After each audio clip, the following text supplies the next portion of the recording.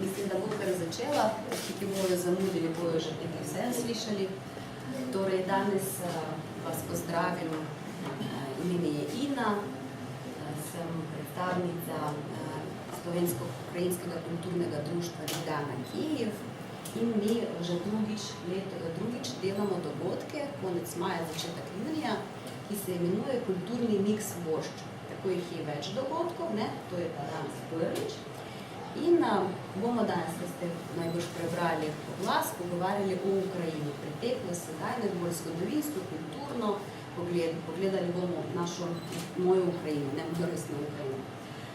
Meni in nam bojo pomagali o tem več razložiti naši gosti, bom kar prvršti, gospod Branko Soban, novinar in publicist, veliko krat je bil v Ukrajini, pozna dobro Ukrajino, zgodovino, sedajnost, piše o tem članki in tako naprej. Naslednji gost je moj kolega po društvu, glava društva Ljubljana Kijev, ukrajinec, ki je rojen v Bosni, ki živi že več kot 45 let v Sloveniji. Bomo vprašali njegovi vtisi, kako živijo Ukrajinci na Balkanu in tukaj v Sloveniji. Potem en ukrajinski fotograf in novinar, Jurija Tamanjuk. Jurija Tamanjuk, tako Ukrajinic iz Ukrajine, večkrat tudi prišel že v Slovenijo, tako bo nam povedal svoje vtise, mogoče kakšne primerjave od človek, ki veliko potuje po tistem koncu sveta in bo pač nekaj tudi povedal svoje vtise. In zaključuje naš ne iz Ukrajine, ne glede na majico, gospod je zgodovinar, slovenski zgodovinar iz Univerze Maribor, gospod Aleš Maver, in nam bo nekako pomagal na začetku. Tudi bo mogoče na začetku razložil neke podobnosti med Ukrajino, med Slovenijo, ker jaz recimo povem, da sem iz Ukrajine, mi rečejo, grem jutri ali tam, grem ta teden v Moskvo, ali kako lep je ruski jezik in tako naprej. Take situacije se mi kar nenehno zgodilo, živim tukaj že 8 let in smo se odločili, da bomo z našimi tistimi dogodki Kulturni miks Vošč več in več razlagali o Ukrajini, tako da lepo ste vabljeni. Na koncu sem še naredila oglas drugih dogodkov, ki se bodo odvijali tudi v Ljubljani. Da ne bomo zgubljali časa, ker jaz veliko pokretam, bomo kar začeli lepo mislim, da kar po vrsti iz zgodovine. Tako da jaz bi vprašala gospoda Aleša Mavera, naj nam na kratko mogoče razloži neke podobnosti, ki jaz vidim časih, da zgodovinska Ukrajina, ne glede na to, da geografsko ni tako daleč, je nekako mentalno je zelo daleč od Slovenije in zanimivo zakaj, Mogoče vi nam tako. Če lepo pozdravljeni, zelo sem hvaležen in počaščen za to je vabilo, kajti Ukrajina, kot se tudi še zadnje, že ta majica kaže, zadnjih nekaj let ali pa že nekaj več časa moja velika ljubezen. Zdaj prvič sem se z Ukrajino pravzaprav srečal, tako kot večina moje generacije, 1. maja leta 1986, ko je po 4 dneh končno prišla novica do nas o nesreči v Černobilu. In takrat je moja mama panično privlekla na dan šolski atlas, smo povedali, kje je to pravzaprav Černobil, Žitomir, ki je Kijev, in smo ugotovili, da to res ni tako zelo daleč. To je bilo prvo srečanje z Ukrajino, potem pa sem tudi drugo srečanje, ki je bilo pa odločilno, zato da me začela Ukrajina zanimati, je bila podobna kot pri veliko mojih rojakih in preko branja del znanega poljskega pisatelja Henrika Šenkeviča, predvsem Malega viteza in pa z ognjevim mečem, ki se seveda dogaja tam okoli Kamjanec, Podilski, Stanislav, to je naš Ivano-Frankivsk in druga danes ukrajinska mesta. Potem sem seveda intenzivno spremljal dogajanje v Ukrajini, predvsem od oranžne revolucije naprej. In tisto, kar me je v vseh teh letih zelo presenetilo, verjetno bi lahko o tem tudi marsikaj povedal gospod Soban, je predvsem to, kako zelo se veliko Slovenk in Slovencev postavi v tej ukrajinski zgodbi na stran velike Matjuške Rusije, kako pravzaprav nima pravega razumevanja za to, da Ukrajina ni Rusija. In veliko Slovencev reče, ja, sej v bistvu to je Rusija. Kar je toliko bolj nenavadno, ker je seveda zgodovinska zgodba Ukrajincev zelo podobna zgodovinski zgodbi Slovencev. Seveda pa je nekaj ovir, ki dejansko otežujejo slovensko razumevanje Ukrajine. Osebno mislim, da je ena največjih ovir za Slovenca, ko se sreča z Ukrajino, z ukrajinskim narodom, je jezikovna podoba Ukrajine. Torej, za današnjo slovensko pamet je popolnoma nedoumljivo, da človek, recimo iz Vinice, Ukrajine ali pa iz Kijeva ali pa iz Poltave, govori rusko, ima se pa za Ukrajinca. Mislim, da je to ena tistih ovir, ki Slovencem onemogoča, da bi se bili bolj empatični do Ukrajine. Torej, današnji Slovenec, ki seveda to, da je Slovenec, najbolj povezuje s tem, da govori slovensko, ne more tega razumeti. Pri tem pa ne pomišlja, seveda, da je bila pravzaprav situacija na Slovenskem pred dobrimi 100 leti zelo podobna. Da smo imeli zelo veliko slovenskih rodoljubov, domoljubov, ki pa so zelo za silo tolkli posebej knjižno slovenščino in so se veliko lažje sporazumevali v nemščini.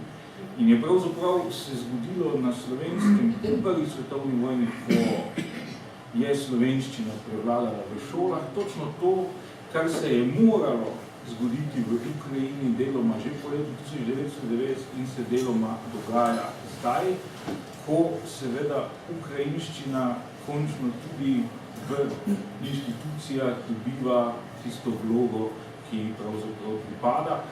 In seveda je nujno, da ima ta privilegirani položaj v Ukrajini in da ruščina ni drugi uradni jezik, kajti zgled iz Belorusije, sosednje Belorusije, kjer so to po samo 5 letih, ko je bila beloruščina edini uradni jezik izenačili leta 1995, je danes jezikovna situacija seveda v Belorusiji z vidika beloruskega jezika katastrofalna in beloruski jezik, kljub temu, da je jezik 10 milijonov ljudi, so pravi 5-krat večji kot slovenski, je pravzaprav zelo ogrožen in je njegova prihodnost zelo črna. Torej, ta jezikovni problem je nekaj, kar nas ločuje. Potem seveda je bistvena zgodovinska razlika v tem, da so ukrajinske dežele zgodovinsko sprejele vzhodno različico krščanstva, medtem ko je seveda v slovenskih deželah prevladala zahodna, latinska, katoliška različica krščanstva. Čeprav smo pa ravno Slovenci spadamo med tiste narode, ki smo potem v 19. stoletju najbolj žalovali zaradi tega, ker se je krščanstvo širilo z zahoda k nam, ne pa z vzhoda. Čeprav je to tudi dvorezen meč, ker sicer je res, da so recimo v ukrajinskih deželah v bogoslužju na mesto latinščine uporabljali staro cerkveno slovanščino, ampak dejansko se je potem izkazalo, da je pa to ovira za razvoj nekega skupnega jezika, knjižnega jezika, ki bi temeljil na ljudskem jeziku. Ker je stara cerkvena slovanščina po eni strani je podobna živim slovanskim jezikom, ni pa toliko podobna, da bi ljudje to dejansko razumeli. In enak problem, kot so ga imeli Ukrajinci, so imeli seveda tudi Srbi, do Karadžiča. Če smem vas prekiniti na kratko, gospod Aleš, veste, kaj jaz znam recimo osebno pogovori pogosto z Slovenci, začnemo govoriti o tistem začetku zgodovine, recimo ta Kijevska Rus, ne Kijevska Rusija, ki sicer tukaj prevajena, mene se zdi napačno, boste mogoče razložili, kaj je razlika med Kijevska Rus in Rusija, ne?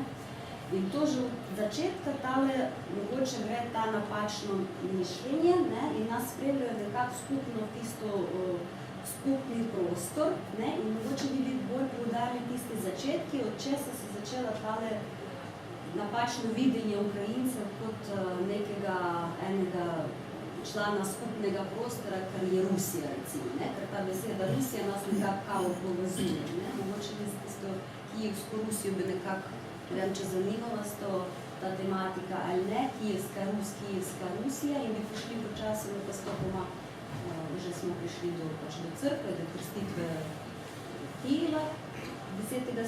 stoletja, ne, torej smo stoletje kasneje po Sloveniji, torej to nas nekako precej zbližuje, da nismo recimo kot Lituanci tam 15. stoletja bili krščanstvo kar počasno.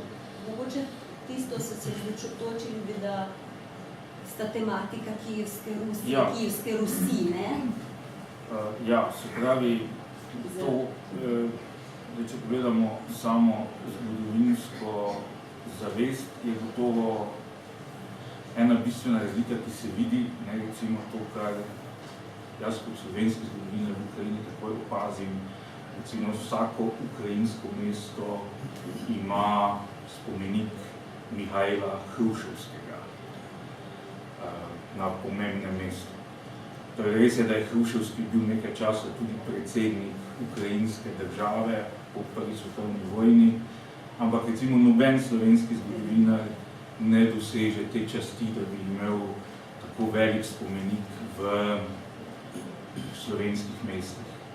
Je nekaj zgodovinarjev, ki so bolj znani, kot je recimo Anton Tomaž Linkar, ampak on je znan seveda kot dramatik in je veliko bolj znana njegova Županova Mitska, kot pa njegovi zgodovinski spisi. Tako da tu je jaz vidim eno bistveno razliko, seveda Ukrajinci se vsaj v tem vidnem smislu seveda so skozi stoletja lahko nekako se navezovali na neko imenitno preteklost, tega seveda v slovenskem primeru ni, te alpsko-slovanske kneževine so zelo hitro pravzaprav utonile v pozabo. Vedno v senci teh držav, med katerimi smo bili razdeljeni. Mogoče zaradi tega nas tudi ne spremljajo kot del nečesa vedno, ali Poljske, ali Rusije, ali tako naprej. No, to pa je tudi po drugi strani naša skupna poteza, ne tako kot so Slovenci ujeti pravzaprav med tri večje skupnosti, se pravi med Germane, med Romane in med Mađare. Tako so seveda Ukrajinci pač ujeti med Rusijo na eni strani in Poljsko na drugi strani. Zanimivo je recimo to, da pravzaprav do 20. stoletja je bil ključni konflikt, pravzaprav ta ukrajinsko-poljski, šele v drugi polovici 19. stoletja, pa v 20. stoletju je res prišel v sprejetje ta rusko-ukrajinski konflikt in tudi seveda imajo Ukrajinci veliko smolo, ker Ukrajinci so seveda primerjavi Slovenci velik narod. Ampak v primerjavi sosedi Rusi so pa še vedno v njihovi srednosti. In seveda mislim, da ni to problem, da Slovenci bi recimo imeli Kijevsko Rusijo za predhodnico Rusije, ker večina Slovencev v Kijevski Rusiji itak zelo malo ve ali pa nič. Ampak kaj vi mislite o prevodu? Zdaj prevod. Mogoče potem bomo tudi predali tak vidik bolj sedaj gospodu Sobalu, kako vi razložite vašo opinijo o tistem prevodu, če je to prav. No, zdaj, meni je seveda všeč in se tudi zavzemam za to, da bi prevzeli prevod, kot ga zdaj uporabljajo sodobna nemška in angliška literatura, se pravi, da ohranijo to obliko imena te državne tvorbe kot Kijevska Rus. Vendar priznavam pa, da je to iz razlogov slovenskega oblikoslovja zelo nerodno. Zato recimo nekateri mlajši zgodovinarji pač si poskušajo pomagati z nekimi zasilnimi rešitvami kot stara Rusija, da nekako tako razmejijo sodobno Rusijo in pa to srednjeveško državno tvorbo. Je pa pač problem, seveda, da se je tudi na Slovenskem zelo uveljavila ta imperialna ideologija, ki naj bi jo sicer ravno ukrajinski cerkveni dostojanstveniki prinesli, vse tako to razlaga Timothy Snyder, v Moskvo, ko se je velik del Ukrajine po letu 1667 priključil moskovski veliki kneževini oziroma carstvu. Torej to, da je dejansko bila Kijevska Rusija prednica velike Rusije, od katere ste se pa pozneje odcepili Mala Rusija in pa Bela Rusija. To še neraziskan Hočem vprašati gospoda Sivana, kaj pa on o tem misli? Ne, se pravi, to se pač pri nas... pogled, da tudi v sedajni zdaj, ker je zdaj ravno prav se vrnil iz Kijeva. Mi sicer bi radi rekli Kijev, pravilno se reče, ampak bomo nadaljevali še v slovenskih tradiciji, potem kasneje pa bomo videli. Ja, jaz sem bil v Kijevu pred 2 tednoma, moram reči, da po 6 letih, 6 let nisem bil v Ukrajini, ki jo sicer kot novinar spremljam že skoraj 25 let, kot dopisnik iz Moskve, sem zelo pogosto potoval v Ukrajino, prepotoval sem tako rekoč vso Ukrajino, od vzhoda do zahoda, bil na Krimu, tudi nazadnje sem bil na Krimu 2 leti pred okupacijo. Krim je, kot se zdaj vidi, izjemno strateško pomemben in izjemno lep. Zame je Krim eden najlepših delov Evrope, zaradi narave, zaradi zgodovine, kar tudi sicer velja za Ukrajino. Ukrajina je v bistvu ima izjemno burno zgodovino, kot smo že slišali. Ogromno je tukaj razhajanj, krvavo zgodovino. Ukrajina v bistvu je ena, če pogledamo vso njeno zgodovino, je v bistvu ena nesrečna država, nenehno razdeljena med različne gospodarje, nenehno v vojnah. In zdaj, ko je leta 1991 postala neodvisna, samostojna, povedati je treba, da je takrat ob razpadu Sovjetske zveze je bil praktično v vseh nekdanjih sovjetskih republikah izveden referendum. In takrat se je za neodvisnost Ukrajine v vsej državi izreklo več kot 90%. Na Krimu, seveda to sem hotel dodati, tudi na Krimu. Tam je bil sicer odstotek precej manjši, 54%, ampak vendarle tudi na Krimu se je večina tamkajšnjih prebivalcev, ne vemo, da večino prebivalstva sestavljajo Rusi, kljub temu odločila za življenje v neodvisni državi, v neodvisni Ukrajini. In kot recimo neodvisna Ukrajina je zelo kratek čas delovala takoj po prvi svetovni vojni, ampak so jo v hipu spet razkosali in zdaj je ta država po 25 letih neodvisnosti v bistvu že 4 leta spet okupirana in žrtev agresije velike sosede, ki seveda, o tem smo tudi že govorili, ne prizna obstoja ukrajinskega naroda. To Putin, predsednik Putin, nenehno ponavlja že pred napadom na Ukrajino in to ponavlja tudi danes. In to njegovo izjavo je zelo lepo povzel urednik radia Eho Moskvi, Aleksej Benediktov, ki ga tudi dobro poznam.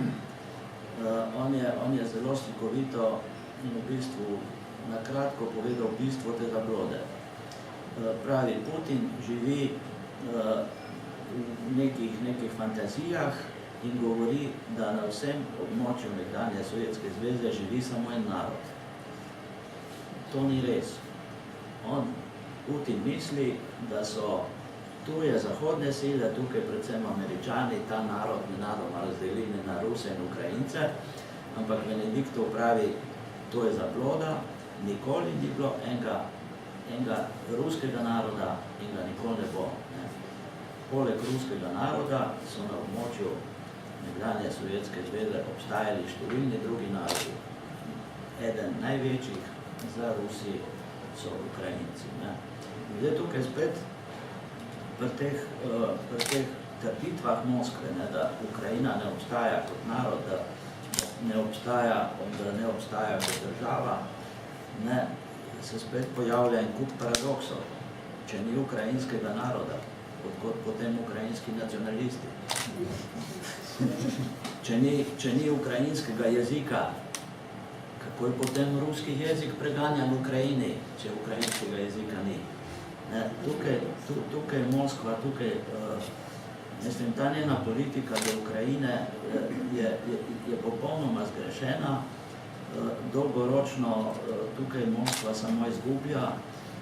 Ogromno je analiz, ki kažejo, da v bistvu Ukrajina, Gruzija in te nekdanje Sovjetske republike, ki so zdaj samostojne države in nočejo poslušati diktata Moskve, se v bistvu tudi zaradi zdajšnje agresije nekako bistveno bolj povezujejo ekonomsko in politično, ne vem, ekonomsko zlasti s Turčijo in Kitajsko, tako da Moskva zaradi popolnoma nepremišljene politike izgublja ogromen trg, ki bi ga lahko imela. Putin nas je naredil res tak zaveden ukrajinski narod, na svojimi, nekaj smo med zgodovino izgubljali svojo identiteto zaradi rusifikacije in tako naprej, ampak mogoče odmah zelo s tisto vojno in se naredil dolgo. Ja, tako da je tukaj zdaj ne vem, v tej vojni, jaz temu pravim vojna, ruska agresija na Ukrajino, okupacija Krima, agresija na Donbas, v bistvu Rusija tukaj dolgoročno samo zgublja. Ona ima svoje recimo temu, geostrateške, ideološke cilje, ampak dolgoročno Rusija na ta način samo izgublja. Zanimivo je vaše vtise, ki ste na začetku rekli, da niste bil 6 let, a so kakšne spremembe pozitivne, ker Ukrajinci radi javljajo se, da po 3 revolucijah po zadnji tisti krvavi se nič ne dogaja. Ni reformi, a so prišli mogoče občutki? No, seveda, jaz sem bil tokrat zelo malo časa, ne, pač se ni dalo več, bil sem 4 dni. Kijev je izjemno lepo mesto, zame je to, mislim, prepotoval sem ves svet, ne, okrog 140 držav, in je Kijev je eno lepših mest sveta, definitivno zgodovinsko mesto, reki Dnepr, cerkve, arhitektura in tako naprej, tako da priporočam obisk Kijeva vsakomur. Direkten let obstaja, za vsak slučajno. Seveda, jaz sem bil nazadnje v Kijevu in v Ukrajini, pač, ker imam tudi druge poti, ne. Seveda razlika se čuti, v zraku je, seveda, povedati je treba, ko prideš na letališče, se pogovarjaš, se pelješ v mesto, seveda ljudje so kritični, logično, ne. So problemi, ne. Na tragedija Ukrajine je spet v tem, da je v bistvu ostala sama. Ne, spet je ostala sama v tej krizi. Z ene strani jo pritiska Rusija, ne, Evropa veliko obljublja, ne naredi nič, ne, edina stvar, ki jo je Evropska unija naredila, je ukinitev vizumov, ne, kar je seveda velik plus. Ampak kaj prav veliko konkretnega tukaj Evropska unija ne naredi, tako da se Ukrajina s to krizo, ne, strahotno vedeti je treba, da je to država, ki je v vojni, ki je okupirana, ki je žrtev agresije, se v bistvu dokaj uspešno spopada s problemi, ki jih je ogromno. Zdaj sem te dni bral ene analize neodvisnih opazovalcev, pravijo, da če seveda reforme so nujne, ampak stvari grejo počasi. Prihodnje leto so v Ukrajini predsedniške volitve, tako da se to že čuti. Ampak v primerjavi z vsemi drugimi republikami nekdanjimi sovjetskimi republikami je Ukrajina v teh 4 letih kljub vojni naredila ogromno. Narejenih je bilo kup reform, seveda ogromno dela Ukrajino še čaka. Ampak stvari se premikajo. Ne? In tukaj jaz mislim, da bi Evropska unija morala bolj odločno tukaj Ukrajini pomagati. Ne? Zdaj je Ukrajina tukaj nekje vmes. Ne? Se Evropska sama ima težave. Ja, seveda Evropska unija ima sama s seboj ogromno težav, tako da se ne more ukvarjati s težavami drugih, ampak glih zaradi tega v resnici izjemno strateškega položaja med Evropsko unijo, se pravi med Evropo integracij in na vzhodu med državo, ki spet sanja obnovitvi imperija, ne, tukaj ostaja sama. Preveč sama in tukaj bi morala Evropska unija več narediti. Mogoče bi naslednje vprašanje dala gospodu Andreju. O tem smo tako nekako Ukrajinci, zdaj v zadnje čase med intelektualci obstaja neka taka ideja, da ni v bistvu naša ta tragedija, tragičnost zgodovine, da da neka naša misija. Da mi zgodovinsko smo na tem prostoru ni kar tako, ampak moramo neke spremembe morajo mogoče se zgoditi. Gre sicer bolj za Rusijo, tisto totalitarnost, ki vedno prihaja na vzhodu, ne, in ta totalitarnost, in menda Ukrajina s svojimi demokratičnimi spremembami in kot zgodovinska v bistvu baza te ruske tudi države Rusije, bi mogoče to je naša misija. To zadnje čase neka taka, mislim, da se obstaja med intelektualci. Ne zanima, kaj vi o tem mislite, če mi imamo res Ukrajinci neko posebno misijo v tem delu sveta. Torej, pozdrav vsem skupaj, zelo sem počaščen, da taki imenitni gospodje prišli Aleš in gospod Branko. Torej, jaz sem pa, kakor se je rekel kolegica, predsednik društva Ljubljana Kijev, sicer sem rojen v Bosni kot, bi rekel, potomec Ukrajincev, ki so se preselili za časa Avstro-Ogrske. In noben v Sloveniji ne poudarja, da so mi živeli najmanj 100 let skupaj, torej Zahodna Ukrajina in Slovenija, in da so imeli ogromno, bi rekel, ljudi, ki so na Dunaju študirali in ki so se družili, medtem tudi Čop in Prešern in vsi drugi naši, na primer Ivan Franko in tako naprej. Torej, ogromno imamo teh zgodovinskih vezi. Torej, vi, kar ste govorili prej, kar se tiče jezika. Torej, ukrajinski jezik je zelo, zelo razvit in ima najmanj 450.000 uradnih besed in še 250.000 drugih besed, narečnih in tako naprej. Torej, najmanj 650.000 besed, besedišča, za razliko od drugih jezikov, ki niti približno tega nima. Torej, ukrajinski jezik lahko tudi primerjamo s sanskrtom, ker je ogromno tam teh besed v sanskrtu. Torej, na Ukrajino je treba gledati kot eno ogromno celoto, ki je obstajala tudi pred letom 1000. Torej, kaj se tam dogajalo pred letom 1000? Torej, to ozemlje je bilo še zmeraj najbolj bogato na svetu, torej Črnozem, so se čuli v čolah, in tam je bila ogromna poljedelska kultura. In kaj se je zgodilo? Torej, tam so sprejeli krščanstvo tudi pred tem Vladimirjem Velikim in kneginjo Olgo. To smo govorili v 10. stoletju, ampak tam so že prej imeli, ker legenda pravi, da je sveti Andrej odnesel križ v Kijev in da je tam zabol in da je nastalo mesto Kijev. Recimo, tako da je to med Gruzici in Ukrajinci so prvi sprejeli krščanstvo. Menda tudi dežela Amazona. Da, torej za razliko od Rusije, ki je sprejela krščanstvo najmanj 500 let za nami. Torej, ona se ima za starejšega brata od nas, torej ne da kritiziram, ne govora, ampak 500 let kasneje. In pri njih je beseda kristjanin zelo, bi rekel, grda beseda, se pravi kmet in ne vem kaj. Torej, oni so to samo tako vzeli in zdaj so oni pokar glavni na tem področju. Torej, jaz, ko sem se rekel, sem rojen v nekdanji Jugoslaviji. In jaz sem Rusijo imel zelo rad, učil sem se ruščino v šoli. In sem mislil, da tam vse najboljše, da tam med in mleko, da so to res pošteni, v redu ljudje in tako naprej. Ampak potem sem zvedel, se pravi veliko teh stvari, ki niso logične. Torej, komu sploh pripada ta beseda Rus? Torej, beseda Rus pripada izključno Ukrajincem. Torej, vi dobro veste, kdaj je Rusija nastala, torej, kdaj so se oni sploh začeli imenovati Rusi. Torej, vi kot zgodovinar to zelo dobro veste, tudi gospod Branko Soban. Torej, odkrijem, v 18. stoletju so Rosijani postali Rusi. Torej, do takrat so bili Moskoviti.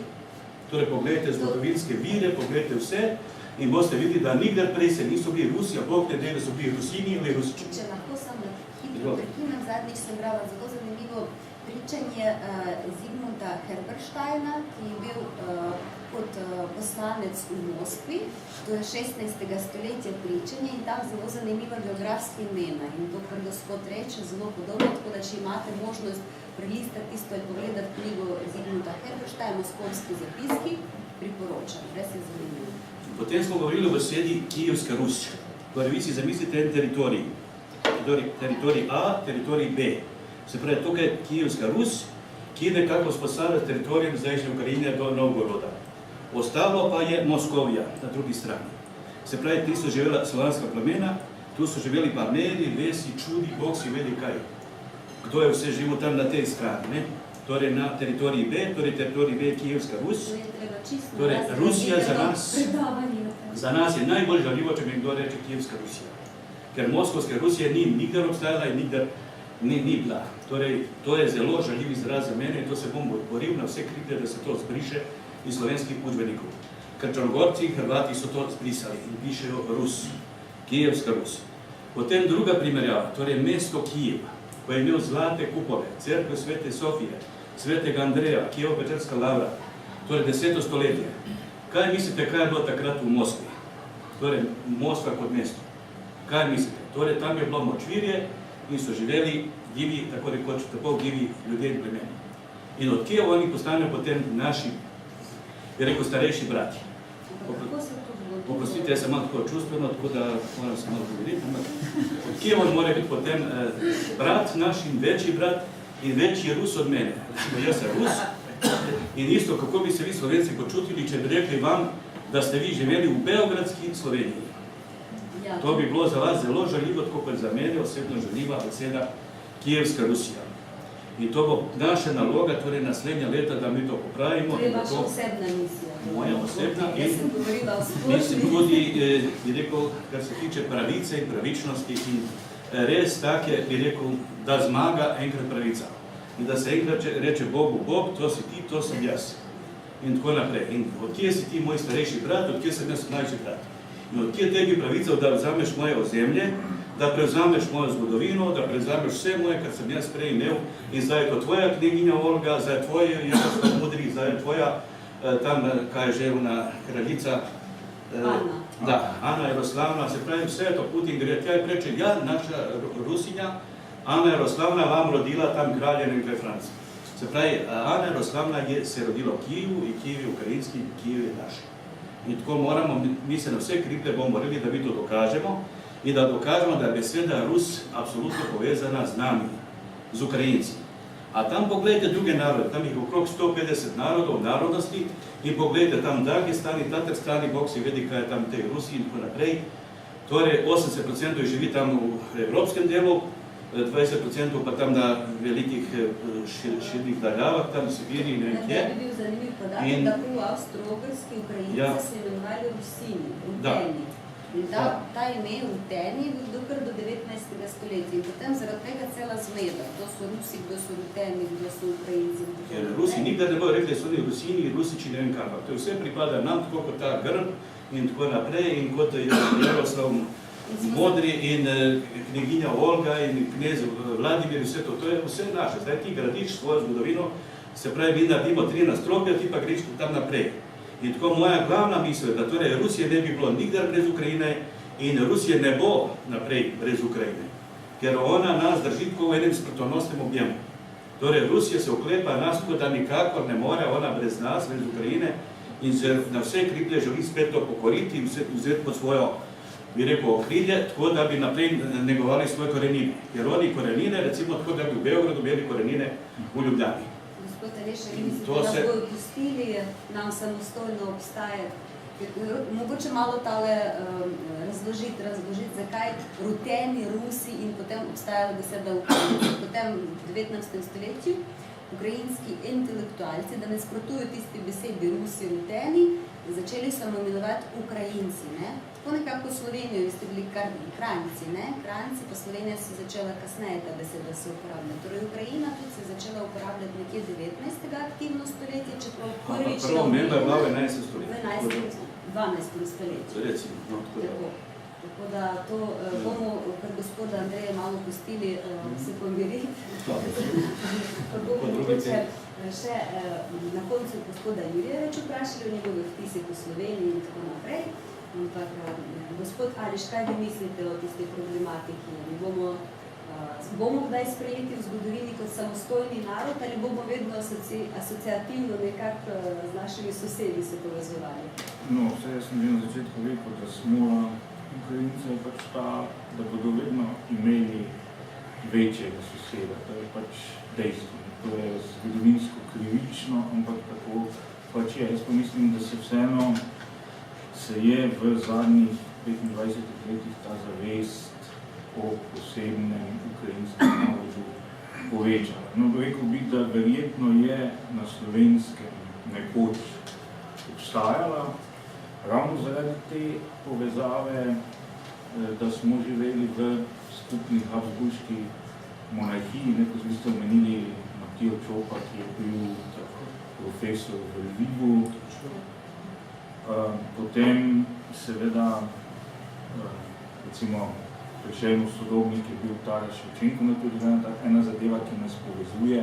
Tudi Ukrajinci imajo na tistih bankovcih, ki imajo najvišjo vrednost, imajo pesnike. Mislim, da na najvišjem bankovcu imate zdaj Lesjo Ukrajinko, na stotki je Ševčenko, medtem ko ti politični voditelji so pač na nižjih bankovcih. To nas gotovo povezuje, da nekako na kulturi temeljimo svojo zgodovinsko samozavest. Potem so nekatere zelo osupljive sporednice, recimo Ukrajinci nekje v sodobnem ukrajinskem jeziku dobijo prvo daljšo pesnitev leta 1798 z tem Ivanom Kotljarovskim, medtem ko 1806 Valentin Vodnik izda prvo slovensko pesniško zbirko pesmi za pokušeno, potem recimo prva znanstvenica Kopita pri nas, Oleksij Pavlovski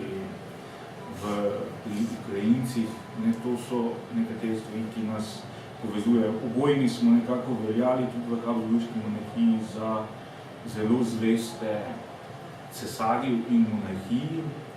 Se je pa tudi z obojimi potem enako ravnalo, ko je izbruhnila prva svetovna vojna. In to je mogoče potem vplivalo na to, da smo se nekako v odnosu do monarhije obojni ohladili.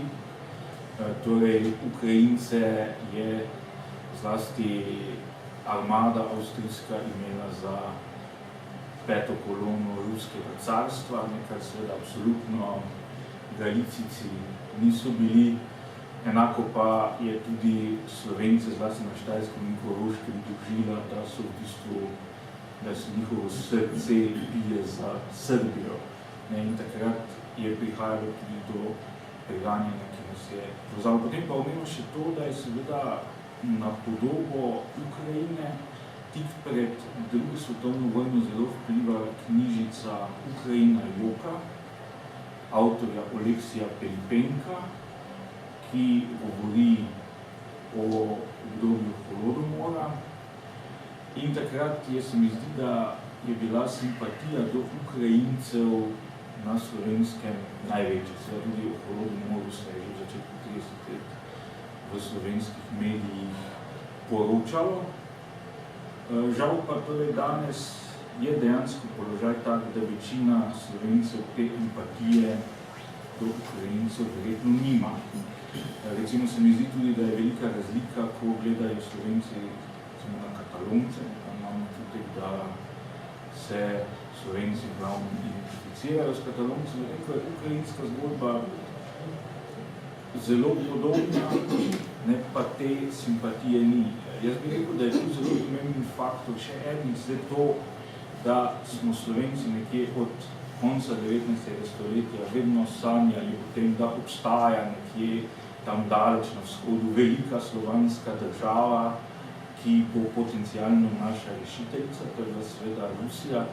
Čeprav se je malo Slovencev zavedalo ravno tega, kar je gospod Branko omenil, da to dejansko seveda ni bila nacionalna država ruskega naroda, ampak je bila to država, v kateri je živelo 150 narodov in narodnosti. In tudi tega se seveda niso na Slovenskem vsi zavedali, da je ta carska država izrazito kruto postopala ne samo v odnosu do Ukrajincev, s tem, da je prepovedovala ukrajinski jezik, ne, zlasti z odlokoma iz 1863 in 1976. 150 krat prepovedali. Celo.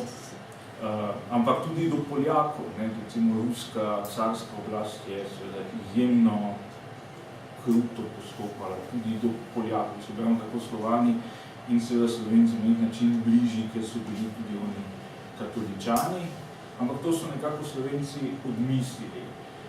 In pa še nekaj zelo pomembno, torej vse te sanjarije Slovencev so možne tudi zaradi tega o Rusiji, zato ker dejansko tega živega stika z Rusi pa ni bilo.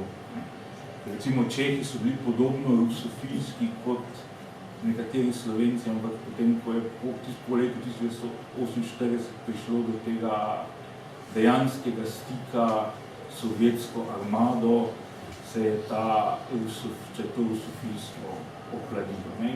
Jaz sem glede tega potem optimist, kar ste vprašali.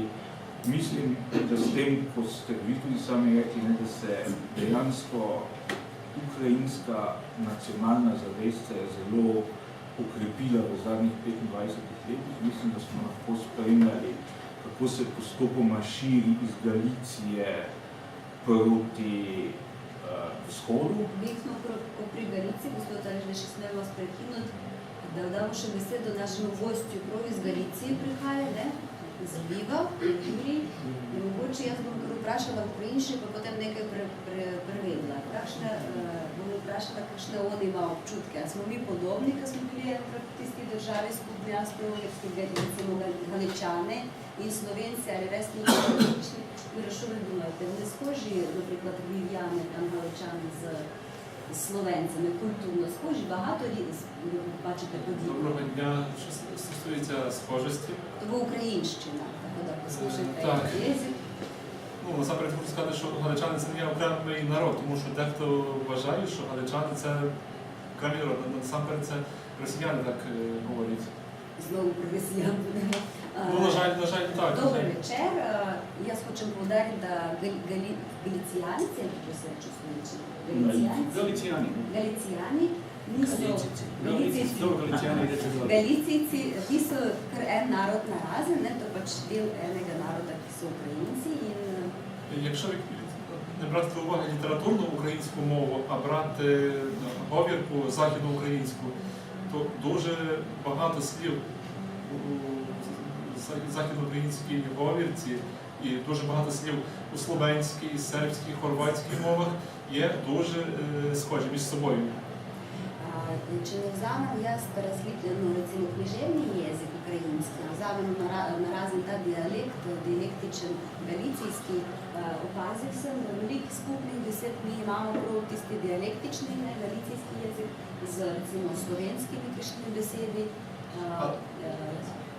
Але навіть якщо брати до уваги літературну українську мову і її схожість з іншими слов'янськими мовами, то українська мова має більше схожість, тому що я займаюся вивченням слов'янських мов, і мов південних слов'ян, західних слов'ян, східних слов'ян, то все ж таки є велика різниця між українською мовою і російською, дуже велика різниця, і менша різниця між українською мовою і мовами південних слов'ян.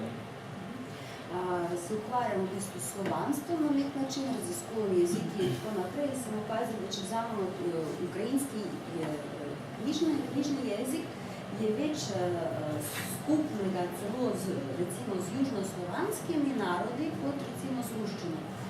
Meni se zdi, da če bomo tako nadaljevali, bomo nek kompleks manj vrednosti dobili tukaj, ker nekaj skozi povezujemo se z Rusijo in tako naprej. Tako da to obzorju така моя ремарка. Кажу, ми так багато говоримо вже про Росію, що зараз у нас почнеться якийсь комплекс меншовартості. На жаль, так сталося, що останніх майже 5 років ми говоримо про Росію. Раніше ми говорили менше про Росію, але так сталося, тому що ми зараз переживаємо дуже тяжкий час ми маємо гібридну війну на сході України. Na žal se je tako zgodilo, reče Jurij, nadaljuje mojo misel, da se zadnjih 5 let nekako pogovarjamo vedno o Rusiji, ne? Ker pač imamo vojno tam na shodu in ta tematika je vedno prisotna. Ne? In pač več in več tega, pač o tem se nenehno pogovarja. Я дуже добре пам'ятаю той час, коли у 90-х роках, на початку 90-х років розпадалася Югославія. Дуже тяжко вона розпадалася. Пам'ятаю ті всі війни, яка була війна в Хорватії, в Боснії і Герцеговині, в Словенії, до речі, теж в Словенії найбільше пощастило, тому що в Словенії була війна тільки 10 днів і постраждала Словенія найменше. І навіть тоді я ще був тоді шкільного віку, школярем, але я тоді тяжко переживав, бо я знав ту ситуацію, оскільки я з дитячих років займався, цікавився слов'янським народом, і я тяжко переживав ті всі війни, які були на теренах колишньої Югославії. Юрій рече, da je kot otrok, je bil še v šolskih letih, kadar se je razpadralo Jugoslavije, zaradi tega, da se zanimal za to tematiko, zelo težko preživljal tale razlom in tole dogajanje vojno, ne? Kot otrok. Torej njemu bila ta vojna neko šokantno, не, догajanje. І тому я думаю, що Словенія, словенці зрозуміють нас, тому які пережили так само такі тяжкі часи, зрозуміють Україну, яка зараз переживає тяжкі часи. Ja, zaradi tega reče, pričakujem in mislim, da bi Slovenci mogoče lahko bi nas razumeli, kaj se z nami zdaj dogaja, če smo v vojnem območju. Радянський Союз розпався у 1991 році, і українці казали, що українцям, говорили, що нам найбільше пощастило, тому що Радянський Союз розпався без крові, без війни. Але, на жаль, так не сталося. Тоді спокійно розпався Радянський Союз, але все ж таки зараз ми ту незалежність, ту незалежну державу все ж таки здобуваємо кров'ю. Torej, leta 1991 se je Sovjetska zveza, kot vi veste, razpadla brez konfliktov nekih na našem recimo območju in takoj smo rekli, kako smo srečni, kako smo imeli srečo, ampak zdaj se nekako ta neodvisnost, ki je bila formalna, se dejansko odvija in pač ni to brezkrovno, ne? Tako da boste razumeli, kaj se pri nas zdaj dogaja. Mogoče bi še kaj v vrstici se dodali do te skupne besede, pa potem mogoče nekaj besedo vprašanja. Ja, če smem par stvari. Je seveda. Najprej praška pomlad, ne? Je točno 50 let, mislim, avgusta bo 50 let. Jaz, če bo vse po sreči, se bom konc maja dobil s Tupčkovim sinom, ki je zdravnik v Bratislavi. No, ampak to je znana anekdota, ne? Po tej praški pomladi, ko so Čehi se uprli na tej okupaciji, so Čeha vprašali, ja, kaj ste zdaj vi z Rusiji? A ste bratje ali prijatelji? Ja, bratje vendar, ne, se prijatelja si lahko izbiraš, ne. In nekaj podobnega bilo verjetno tudi Ukrajinci v Sovjetski zvezi, ne, pač so bili po sili razmer bratje, ne, ker sicer bi si prijatelje si lahko izbiraš, ne. Zdaj, glede Galicije, zdaj v Kijevu sem zvedel, da bo Slovenija, in sem bil zelo vesel, 23. maja bo v Lvivu, Lvovu, Lembergu, kot hočete, bo Slovenija odprla spomenik, odkrila spomenik padlim slovenskim vojakom iz Prve svetovne vojne, kar je izjemno lepa poteza. Jaz sem bil prijetno presenečen, da je slovenska država tukaj vendarle naredila nekaj pozitivnega, ko gre za Ukrajino. Kot verjetno veste, je v Galiciji, Slovenci so se tam borili na strani Avstro-Ogrske, je padlo 30,000 Slovencev. In zdaj bo ob 100-letnici konca Prve svetovne vojne Slovenija po 100 letih postavila spomenik, kar je izjemno lepo, odkrila ga bo slovenska obrambna ministrica 23. maja. To sem zdaj zvedel v Kijevu.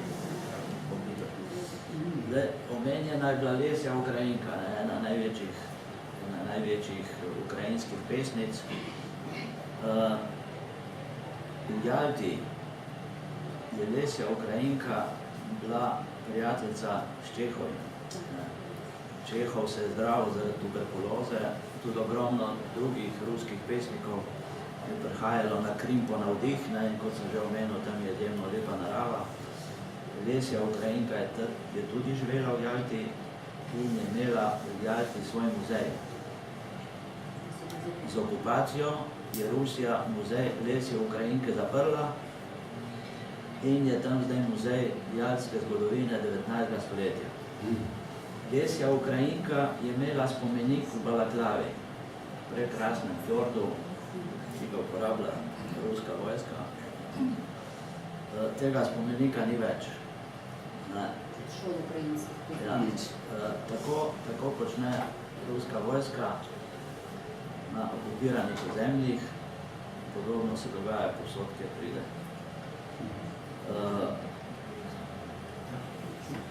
Boste še kaj dodali? Torej, jaz bi zadal eno zelo zanimivo misel. Recimo, jaz sem bil v Črni Gori z enim Stanimirom, potem so bili teni družbi, tako da smo pili, jedli in potem so pravi vprašanje, če je Andrej, če je on Srbin. In ta gospod Stanimir rekel, ja, garantujem, da je on Srbin. Ne? A veste, in tako zdaj na podlagi tega, kar se tiče slovanstva in bratstva. Torej, jaz se zelo sprašujem, recimo Rusija, ne da kritiziram, torej, dokažite vi, da ste sploh Slovani in da ste naši bratje, dokažite, torej, kje imate kolede, kje imate božične pesmi, kje imate vesnjanke, kje imate pogrebe slovanske, kje imate nakit slovanski in tako naprej.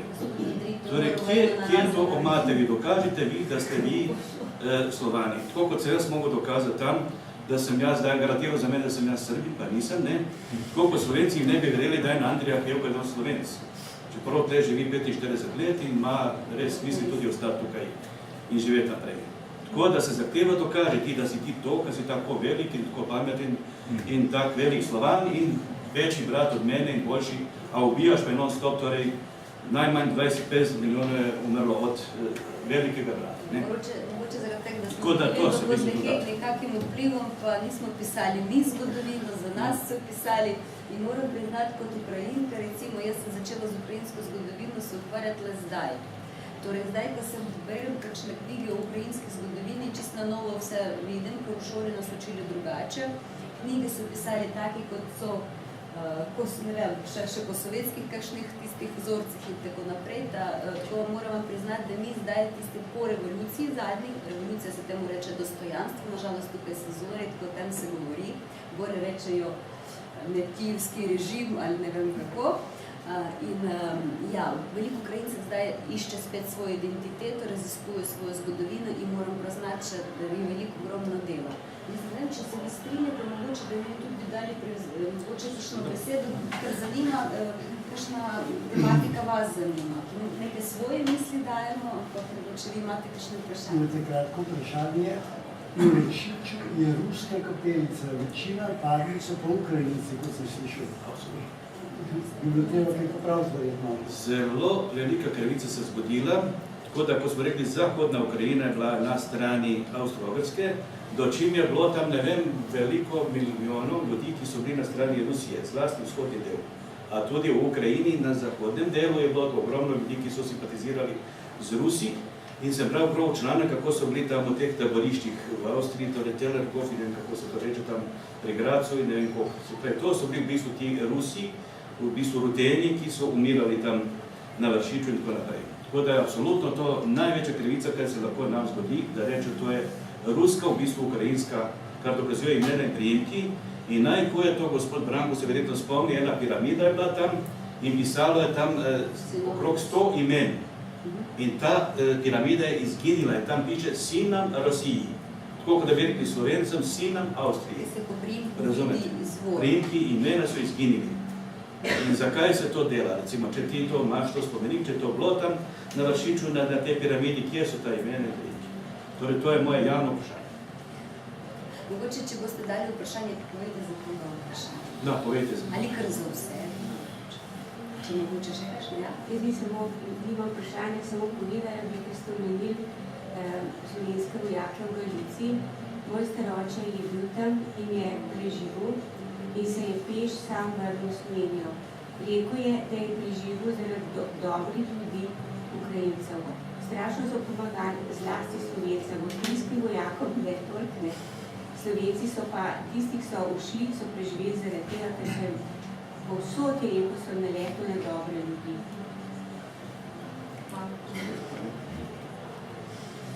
Če mogoče, kaj pogumno.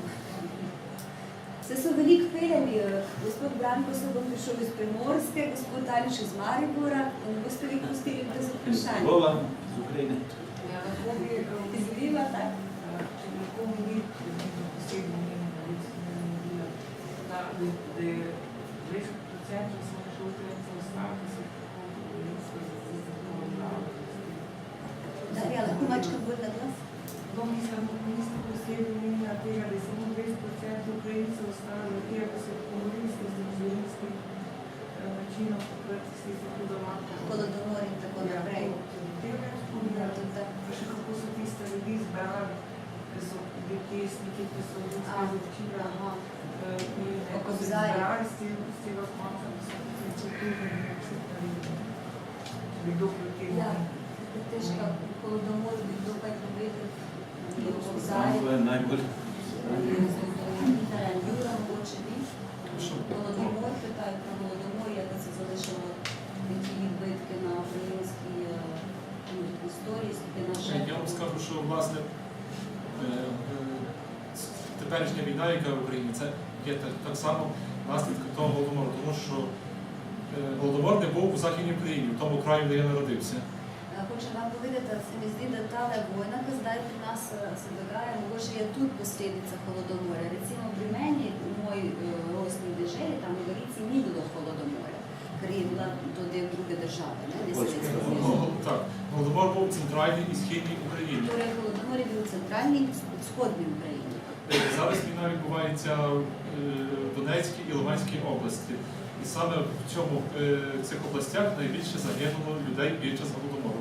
Prav tam se v Donetski regiji, v tisti vzhodni regiji se dogaja pač tale vojne območja in je tam je bilo največ žrtev.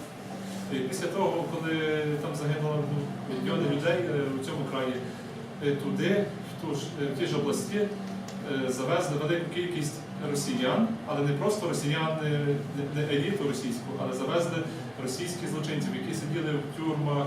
Тобто там найгірший прошарок населення російського.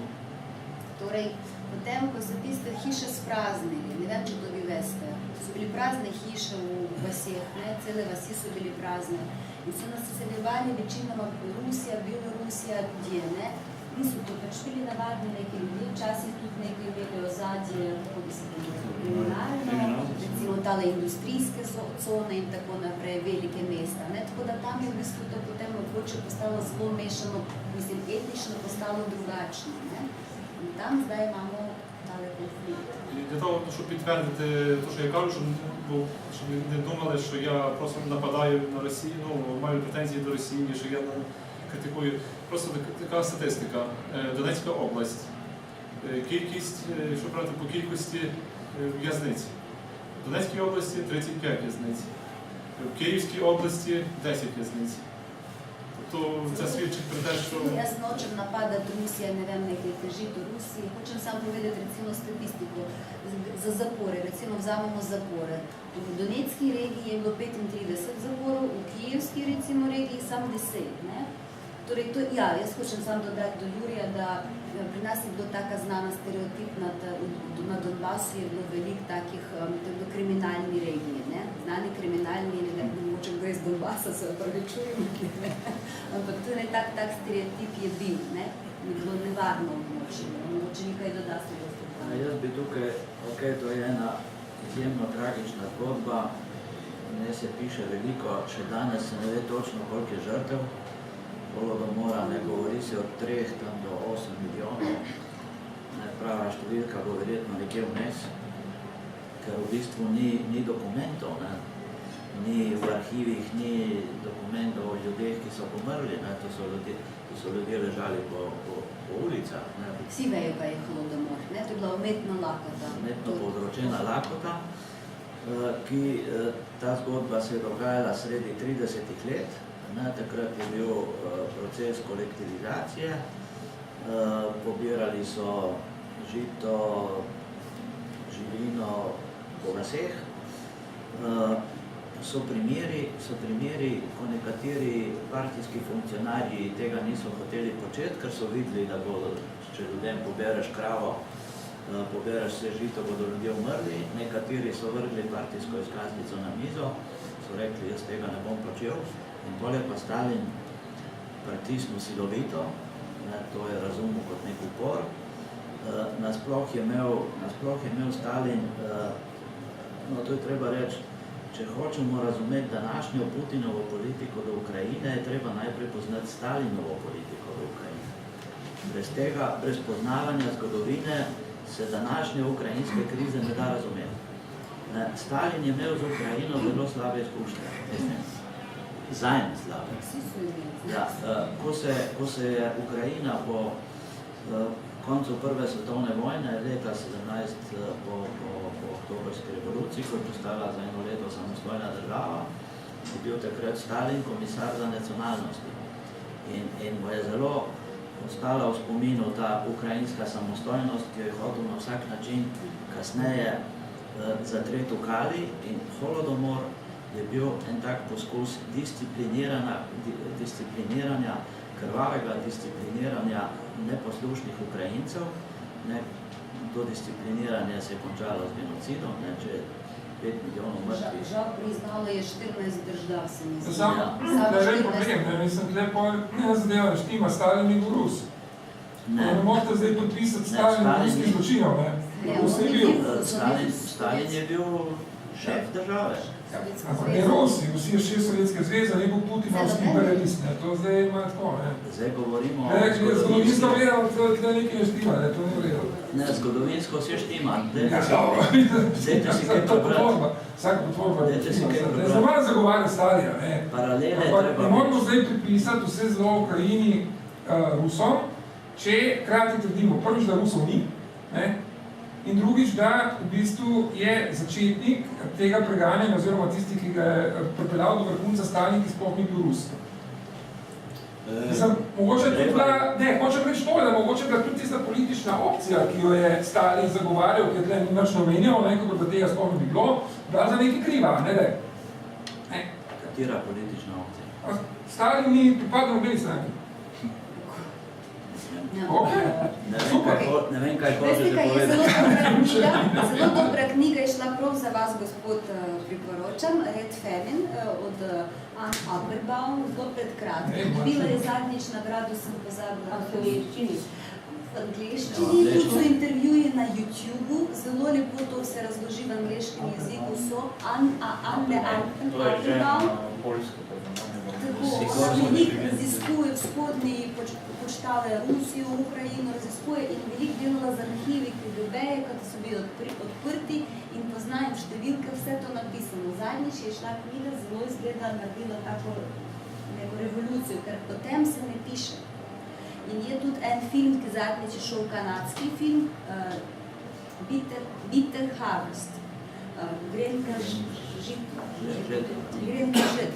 To se tudi da pogledati, ker to prvič nekaj posneto o holodomorju. To je taka tematika, jaz se prevečujem kot Ukrajinka, jaz zelo težko gledam kakšne dokumentarce o holodomorju. Meni je to težko. In malo kdo je lahko o tem napiše, ker tudi preživeli so jih premalo, ne? Mogoče pač... En Applebaum je napisala precej knjig, ne? Ona je žena nekdanjega poljskega zunanjega ministra Sikorskega in kolumnistka Washington Posta in izjemna poznavalka nekdanje Sovjetske zveze. Napisala je izjemno knjigo o Gulagih, ki je prevedena v slovenščino. Napisala je knjigo o železni zavesi in zdaj tale zadnja je o tem holodomoru. Prav o holodomoru. In ona začne to zgodbo razlagati in pove, da zgodba se začne daleč pred Stalinom, torej v 17 letih, kadar so bili upori, Ukrajina se upirala, ker to rečemo ni civilna vojna, ampak je bila v Ruskem imperiju civilna vojna, za nas pa to je bila vojna za neodvisnost in smo izgubili potem neodvisnost, 3 leta naprej. Tako da to se začne daleč pred Stalinom to zgodbo, ki prišla potem na koncu pik do holodomorja. In zdaj mi pobiramo tiste jaz že zdaj razumem, koliko to vplivalo na nas, koliko nismo inicijativni, koliko smo prestrašeni Ukrajinci. Ukrajinci. To še sami se ne zavedamo, koliko to na nas vplivalo. Smo preživeli genocid, kateri se ne priznava. Predstavite, kaj to pomeni za en narod. Torej, leto pa pol otroci so umirali, jokali, okrog so bili vojaki, ljudje niso smeli iz vasi in ti leto pa pol živiš v tistem, kako se reče, peklu, ne? Peklu. Na sekundu si predstavite to situacijo in ni hrane. Torej, jaz bi samo vprašal, vzroče, glede statistike. Torej, če primerjamo leto 31, koliko je bilo takrat Ukrajincev, koliko Rusov? Kakšno razmerje je bilo takrat? 80 milijonov Ukrajincev je bilo 30 let. Pred Holodomorjem zgodovina reče, da Ukrajincev je bilo 80 milijonov. Da, in Rusov koliko je bilo? 19. Se pravi, skoraj 1 milijon manj kot Ukrajincev. Leta 31. Kje se zdaj izgubili to, kje je zdaj to razmerje? Zdaj je mogoče Ukrajince, ajde. Čez 30 rečijo. Najbolj 40, Rusov pa 140. Pred kje je to razmerje? Torej 80 milijonov Ukrajincev 31. leta in 79 milijonov Rusov. Torej to so dejstva, ne? Tako. Torej, kje so se Ukrajinci izgubili? V vsaki družini smo izgubili. Tematika je bila celo tabu. Jaz z mamine strani poznam žrtve, vemo, kdo je umrl med Holodomorjem, z očetovi sploh ne vemo. O tem se ne je pogovarjalo. Torej, ta tragedija, kako se reče, travma, tako da mi bomo še veliko časa bo šlo, dokler Ukrajinci bojo, kako se reče, prekoračili to svojo... In da bo svet dojel, kaj se je zgodilo z Ukrajinci. To priznanje tistih tragedij je zelo pomembno za narod, ne, da se gre naprej, da se razvija. Mogoče še kakšno vprašanje? No, če smem še jaz. Mogoče kar do gospoda. Mislim, jaz bi vprašal bolj glede prihodnosti Ukrajine. Zdaj, glede na to, da je trenutno Rusija, mislim pač Rusi, da so na Krim. Po vašem mnenju, kaj bi bilo bolj smotrno, da Ukrajina išče pomoč pri Evropski uniji, Zvezi NATO, in nekako zamenja oblastnika, ali da gre nekako svojo pot in v smeri neodvisnosti popolne. Torej, jaz bi mogoče rekel. Torej, moje mnenje osebno, torej Ukrajina in Rusija nikdar več skupaj in nikdar več pod nobenim pogojem. Torej, finito. Torej, moje mnenje, to je absolutno in to bomo doživeli. Kaj pa Evropa in Amerika? Torej, mi smo del Evrope bili in ostanemo in na vse kriplje se trudimo, da gremo v Evropo in sanjamo to, da smo tako, kot ste vi zdaj Slovenci. Sanjamo o tem, da bi bili mi to čez 20 let, 50. Torej, želimo si to na vse načine, na vse kriplje se trudimo. Torej, z Rusijo nikdar več in pod nobenim pogojem. Ker so genocid naredili nad nami, uničili in tako da, nažalost, ne moremo biti brati s tistim, ki ubija svojega brata. Torej, veliko abelov, kaj nam se je zgodilo, tako da preveč tega finito in ne gre. Čeprav ne gre kar daleč, moram priti. In kdorkoli je bil z Rusijo, ni mu se lepo godilo. Niti Češki, niti Poljski, niti Litvi, noben. Torej, nažalost, sami ste videli in tudi Slovenija ogromno se zgodila za Rusov in Srbov in tako da, dobro, veste to.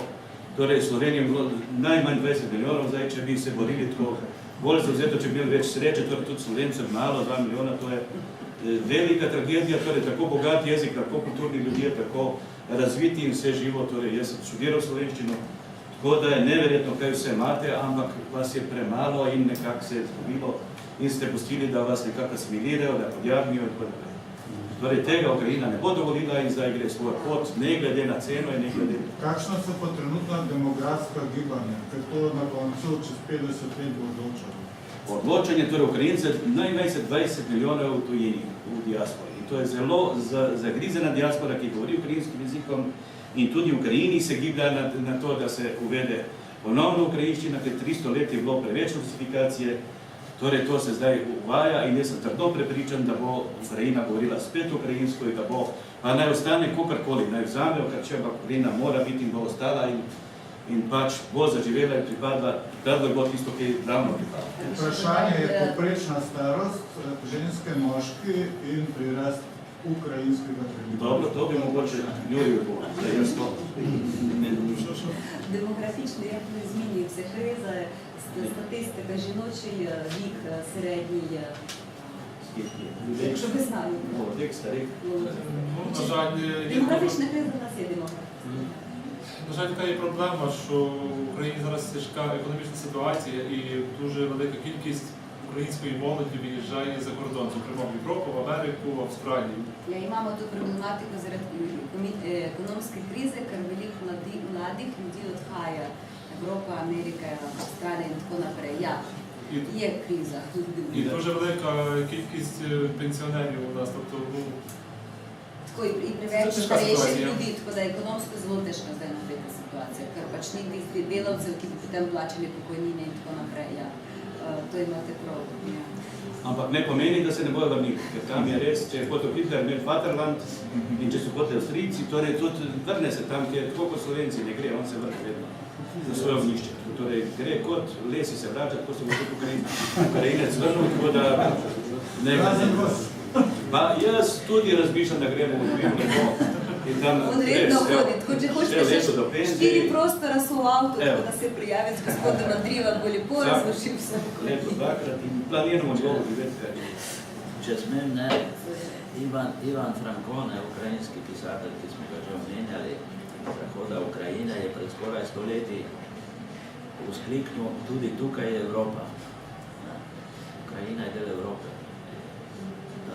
In tudi pokojni francoski filozof Andrej Glixman, sem se z njim pogovarjal v Parizu o tej temi, on pravi, da tukaj bo Ukrajina postala nekoč članica Evropske unije ali ne, pravi, tukaj sploh ne gre za sprejemanje Ukrajine v Evropsko unijo, gre za vračanje.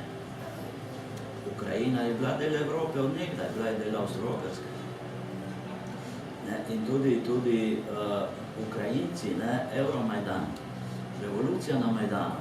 To je bila revolucija zato, ker je predsednik Janukovič v bistvu ni hotel podpisati s pomočjo Putinovega prigovarjanja in obljub o 15 milijardah dolarjev, se je premislil in ni hotel v Vilnusu podpisati pridružitvenega sporazuma k Evropski uniji. Zato je izbruhnil Majdan. In posledica Majdana, Rusija se je zavedala čez noč, da je izgubila Ukrajino, zato okupacija Krima in vojne na vzhodu države. V bistvu je bila napoved vojne v Ukrajini se je zgodila z vojno v Gruziji. Ruska vojna proti Gruziji je bila prva vojna proti širitvi NATO, vojna proti Ukrajini, prva vojna proti širitvi Evropske unije. Evropska unija je za Rusijo zlo. Zakaj? Zato, ker Evropska unija pomeni demokracijo, pomeni transparentnost, pomeni poštene volitve, česar v Moskvi Putin nikoli ne bo dovolil. Dobro vprašanje. A še kakšne vprašanja? Kaj bo Putinu? Bo Putinu pa demokracija. Ampak to je še daleč. Zdaj, ko so akciji tam, on ni naš car, mladi se malo in malo več grejo ven na ulico, tako da sam mi veliko pričakujemo vseeno tega Ukrajinci. Mi moramo sposobiti. Mogoče še na koncu neko tako zadnjo besedo o Ukrajini, razmislite o Ukrajini, bomo kar začeli z gospoda Aleša. No, jaz bi tudi gospodu seveda odgovoril, da to je mogoče slovenski pogled dva oblasnika, ampak za Ukrajino je, tako kot smo slišali, življenjskega pomena, da se loči od Rusije. Tu je pač Evropska unija in tudi Združene, ki so naravni zavezniki. Mogoče mi tega v Sloveniji ne moramo razumeti, ker naša situacija ni taka, ampak Rusija je svojo priložnost v Ukrajini zapravila, torej če bi ona sprejela Ukrajince kot enakopraven narod, bi bilo možno neko sodelovanje, kulturni stiki, kot so, verske povezave so, ampak Rusija je svojo možnost zapravila. In tu recimo za Ukrajince je Evropska unija življenjskega pomena. In zelo žalostno je recimo, da pa v Evropi, sploh v zahodni Evropi, je razumevanje za Ukrajino nula. Recimo spomnimo se nizozemskega referenduma leta 2016, se mi zdi, ko so Nizozemci zavrnili pridružitveni sporazum z Ukrajino in so potem morali izrecno ta sporazum spremeniti tako, da to ne pomeni, da se bo Ukrajina pridružila Evropski uniji. To je v bistvu ta zahodnoevropski, kako bi rekli, nerazumevanje vzhodne Evrope, ki se vidi na vsakem koraku. Ne. Dejansko Ukrajince pač obravnavajo, da bomo domnimično kot žalivka, ampak tako pač je kot neke cigane z vzhoda, ki bodo preplavili zahod. To, recimo, tudi v Sloveniji je žal ta stereotip močan.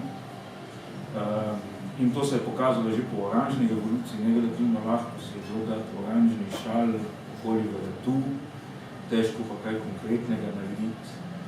In žal se mi zdi, da je bilo tu vseeno malo več prizadevanj. Recimo tudi Nemčija je tudi igrala zelo pozitivno vlogo, ker v času oranžne revolucije je bil kancler Gerhard Schröder, ki danes seveda sedi v nadzornem svetu Severnega toka, ne, in je tudi v času in gruzijske vojne in ukrajinske revolucije odigral zelo negativno vlogo s svojimi tako imenovanimi razlagami, kaj se dogaja.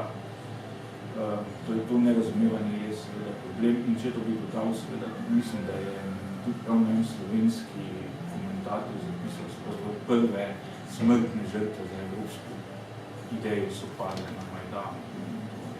Mislim, da je to res. Tako da Evropska unija je za Ukrajino nujna, bolj kot recimo za Slovenijo, pa še to bi mogoče rekel, da me žalosti tudi to potvarjanje zgodovine, ki si ga celo papež pridoščil, ko se je srečal z moskovskim patriarhom v Havani, ko so govorili, da je to srečanje, na katerega je svet čakal 1000 let, ni mogel na nič čakati, zato ker moskovskega patriarhata pred 1000 leti še nikjer ni bilo.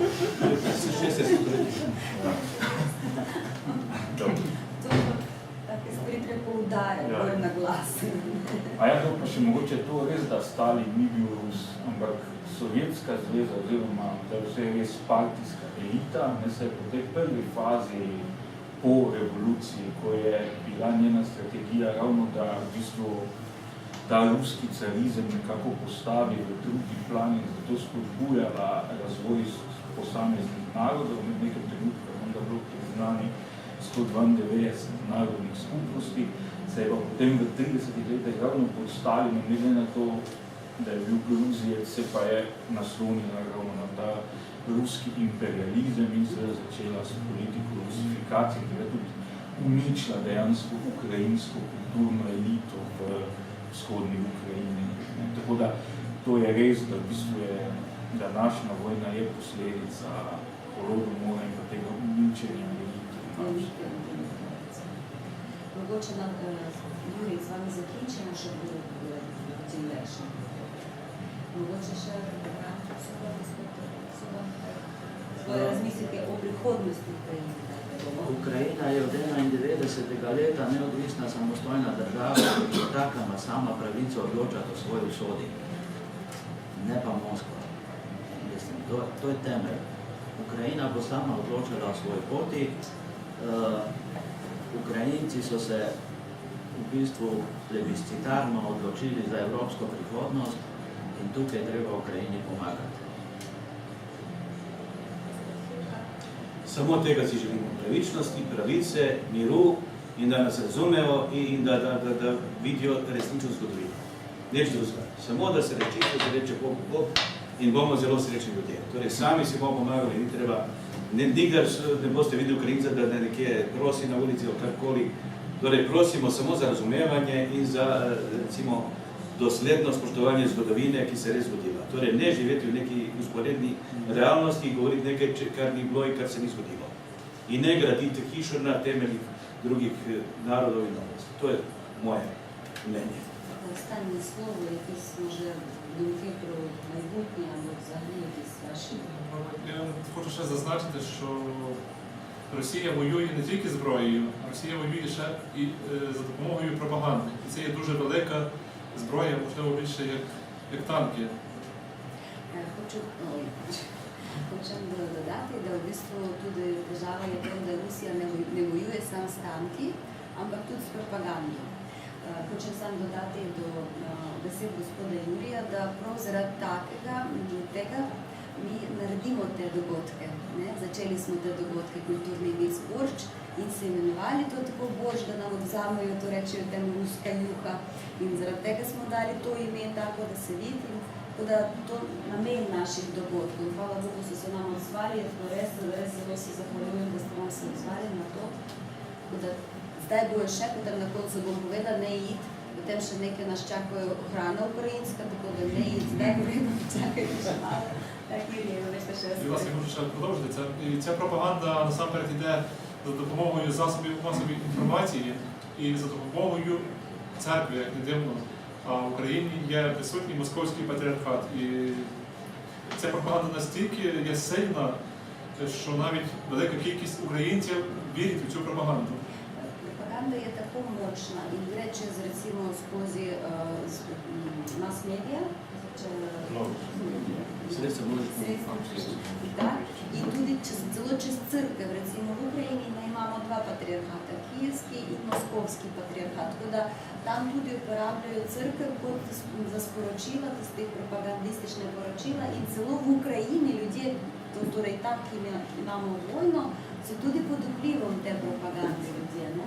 Так що говорить Ну, і на сам кінець я хочу подякувати Словенії, словенському народові за те, що підтримує Україну в цей тяжкий час на рівні Європейського Союзу, на рівні ООН, що ми відчуваємо ту підтримку і дуже вдячні Словенії. Чим се захвалять за підпору словенському народу, словенському тут політичному верху і на європейському політичному верху, туди United Nations. Організація дуже народу. Держава се включила. До підпори за нас є зело помітно і ми ручно чутимо. І також хочу подякувати українській діаспорі у Словенії, яка так само живе в достатку, живе добре, але все ж таки вони пам'ятають українці, звідки вони прийшли, що це їхня земля і допомагають, як можуть, дуже багато допомагають фінансово, морально. Ми це відчуваємо так само і дуже вдячний за Це захвалює на сплошно українській діаспорі, тут по себе в Словенії, на сплошно українцям, які живуть у їм, які допомагають українцям в Україні, і фінансово, і морально, створюють проблематику, які не позабують, куди прийшли. Tako da, to je to. Z moje strani tudi se zahvaljujem vam, da ste prišli, da vas je zanimala ta tematika. Upam, da ste nekaj novega boste odnesli. Zdaj hočem sam povedati na kratko, da dokler smo Boršč, torej je več dogodkov in v petek bo naslednji naš dogodek, to v povezavi s pisanicami, pirhi, bo predstavitev, torej predavanje in tudi delavnica izdelovanja pirhov. Tukaj je v občinstvu gospa, ki bo predavala, je prišla tudi iz Ukrajine in bo tudi gospa predstavnici slovenskih pirhov iz Belokrajine. Tako da bo neka taka povezava kulturna tistih pirhov, od Stolanska knjižnica od 5. do 8. ure, torej predavanje in risanje mogoče kakšne otroške, so zelo zanimive, to se zgleda, tako da res povabimo še na ta dogodek. In 5.6., torej 5. julija, v Kožu, knjižnica Otona Župančiča, bo dogodek. Z gospodom Andrijem lani so šli Slovenci iz Štanjele, so šli v Galicijo, v Transkarpatijo in bojo povedali o svojih dogodivščinah v Ukrajini, kaj so oni občutili, kaj so videli. Mora biti kar zanimivo, tako da ste lepo tudi vabljeni, bo tudi oglas na spletu knjižnice. Torej, 13. julija vas vabimo v Ukrajino. Za 300 evrov, 10 dni, tako da... Tudi še napovedni komentarji, ker gospod Andrej organizira vsako leto potovanje v Ukrajino, traje še... А я зазвичай буду провідником. Юрій pa je tam turistični vodnik in to zelo zanimivo, ker vi ste videli temperament gospoda Andreja, dolg čas vam sigurno ne bo, in tudi raziskave, recimo raziskave tale galicijski vojaki, ta Makovka, Vzhodna fronta, tudi Lviv, kafiči, različne gostilne, tako vse bo zelo popestreno. Ukrajinski Gorenci, Lviv je zelo podobno v Ljubljani. Tako, res. Prekrasno mesto. Ja, priporočam tudi Lviv, ni tako daleč od meje iz Poljske, Lviv je čudovito mesto, zdaj se to razvija turistično zelo razvito. Ljudje rečejo, da je malo malo več umazano kot Ljubljana, drugače pa tramvaj imajo, ajde, da nimo je rekel. Tako da zdaj vas vabimo na, jaz hočem še povedati, da sem oblečena, ne vem, če so to videli, v majicu z Olegom Sencovim, ukrajinskim režiserjem, ki še zdaj nahaja v ruskem zaporu, je dobil že 20 let zapora, 23 celo let zapora, tako da že 4 leta v zaporu nekje v Sibirju ali Jakutiji. Je samo originalno iz Krima, obtožen je bil menda terorizma, da je on terorist in tako naprej, da je bil teroristični napad in zdaj že to traje, tako da političnih ujetnikov v Rusiji je več kot 40 uradno in eni so že kar dobili hude, kako se reče, kazni, 20 let in 10 let in tako naprej. Tako da jaz pač nosim to majico, da Free Sencov, lahko o njem več preberete tudi na spletu. Ja, pač 4 leta se že v zaporu v bistvu in takih primerov je več in več. Tako da smo tudi v spomin na Olega Sencova in na Krim. Zdaj 18. maja je dogodek, obletnica deportacije krimskih Tatarov. Ne vem, če ste o tem kaj slišali, tudi obstajajo filme tam, deportacija krimskih Tatarov iz Krima leta 1944 in 18. maja oni to dan spomina. Tako da smo naredili tudi krimsko-tatarsko jed, tako da ukrajinske periške, krimsko-tatarske čebureke vas čakajo, pa malo slovenskega vina in popestrimo našo vse besedo po dogodku. Tako da ste lepo vabljeni in vi ste seveda tudi. Ja, če smem samo dva stavka, ker je bil omenjen Krim, Tatari so bili izgnani leta 1944 in so bili zadnji narod, ki se je smel vrniti na svoja ognjišča. Leta 1944 je Stalin izgnal kup narodov, največ z Kavkaza, Čečence, Kabardince, Kalmike, Povolške Nemce in krimske Tatare. Po smrti Stalina se je večina narodov smela vrniti na svoja ognjišča, ko je Hruščov prevzel oblast. Tatari ne. Tatari so se smeli vrniti šele pod Gorbačovom leta 1989. In zdaj pride ta glavna, moj velik prijatelj, vodja krimskih Tatarov, legenda Mustafa Džemilov, jaz ga srečujem že zelo dolgo. Leta 2014, ko je Rusija okupirala Krim, se mu je ponovno zgodil Stalin. Ni se smel več vrniti na Krim. Za 5 let so mu takrat prepovedali. Stalin se nenehno ponavlja v ruski politiki. In zato, če se ne pozna Stalinove politike, je nemogoče razumeti Putinovo politiko. Zato se prosim zakopljite v knjige. Jaz bi samo še to rekla, malo člankov je, ki bi tako jasno opredelili stvari, kot smo danes slišali, in mislim, da mi nismo prav informirani. Članki so tako čuden, postavljeni, da ne veš ni ne eno, ne drugo. Po drugi strani vidimo, da se en del levice strašno obrača proti Rusiji, kar nas večino po moje ne navdušuje in bi predlagala, da malo več pišete. Imamo slednji časopis, kaj je gospod Baranko se vam zdaj imate velik čas. To, kar ste omenili, je nova tema za debato. Vpliv ruske propagande in plačanih ruskih trolov, ki delujejo tudi v Sloveniji, je grozljiv. Proti temu se ne mogoče upirati, ker ta ruska propaganda v bistvu prevlada vsako resnico. Ker javce ne more upreti, ne? Javce ima pa posle v Rusiji. Tako da hvala za to tudi remarko. Sicer imamo spletni časopis www.situacija.si, kjer pišemo neke dogodke iz Ukrajine. Imate 1000 člankov, Situacija si. Andrija je redaktor, tukaj on piše www.situacija.si, tako da vejte. Te stvari berem tisti, ki so zainteresirani. Če ni v širokih medijih, potem se to ne ve. Mi delamo to, kar lahko naredimo. Probamo, tako da hvala res za podporo. Zato je gospod Branko in gospod Aleš, to so naše svetle točke, ki nam res pomagajo, da nekaj pokažemo, da se upamo, da danes je bilo zanimivo in tako, ja res, jaz bi še priporočila Timothy Snydera kot enega tako zelo enostavno razlaga zgodovino, sicer v angleščini, ampak dobesedno jaz še samo veliko se mi zvedla. Timothy Snyder je zdaj pred kratkim, par tednov nazaj, jaz sem bil v Londonu, napisal novo sjajno knjigo Road to Unfreedom, to se pravi Pot v nesvobodo, kjer tako natančno analizira to rusko-ukrajinsko zgodbo, da tako natančne zgodbe še ni bilo objavljene, in hkrati je pa njegova žena, tudi profesorca Marsi, da se pa naspomnim njega, Šon, je pa tudi napisala posebno knjigo o svojem doživljanju Majdana, ona je bila tam.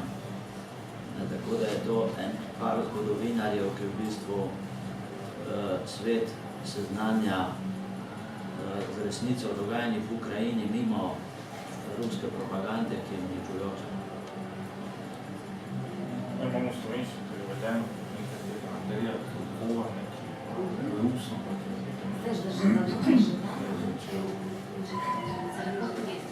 Andrej Kurkov.